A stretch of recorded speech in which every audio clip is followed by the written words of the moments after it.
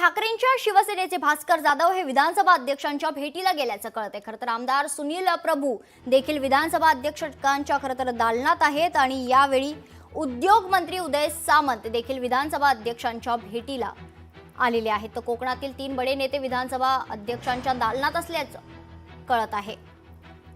तर या क्षणाची अत्यंत महत्त्वाची ब्रेकिंग बातमी आपण पाहतोय ती म्हणजे भास्कर जाधव सध्या विधानसभा अध्यक्षांच्या भेटीला आलेले आहेत। यासोबतच उदय सामंत विधानसभा अध्यक्षांच्या भेटीला आल्याचं कळते। तर 3 महत्त्वाचे नेते हे सध्या विधानसभा अध्यक्षांच्या दालनात उपस्थित आहेत। त्याच्यामुळे या भेटी दरम्यान नेमकी काय चर्चा होईल याकडे सर्वांचंच लक्ष आहे।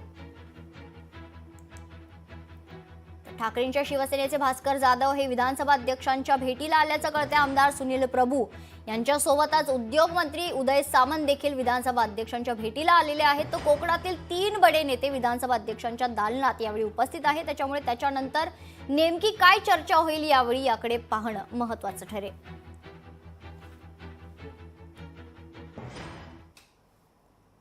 या संदर्भात अधिक माहिती जाणून घेऊयात। आमचे प्रतिनिधी चेतन ननावरे आपल्या सोबत जोडले गेलेले आहेत। चेतन, काय अधिकची माहिती आहे? कोकणातील 3 बडे नेते सध्या विधानसभा अध्यक्षांच्या दालनात उपस्थित आहेत।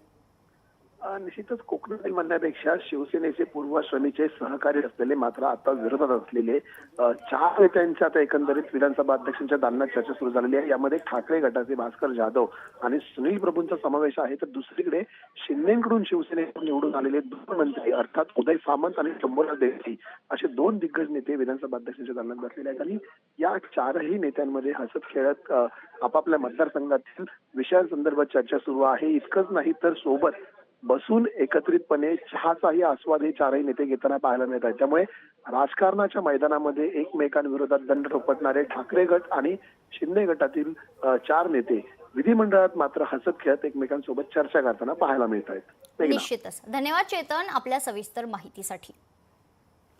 तर यावेळी कोकणातील 3 बडे नेते सध्या विधानसभा अध्यक्षांच्या भेटीला उपस्थित आहेत, त्यांच्या दालनात उपस्थित आहेत आणि तिघांमध्ये खरं तर चहापानाचा कार्यक्रम संपन्न होत आहे आणि अतिशय सकारात्मक एक वेगळा माहोल या ठिकाणी पाहायला मिळतोय। लोकशाही मराठी ऐका, पहा, जागरूक रहा।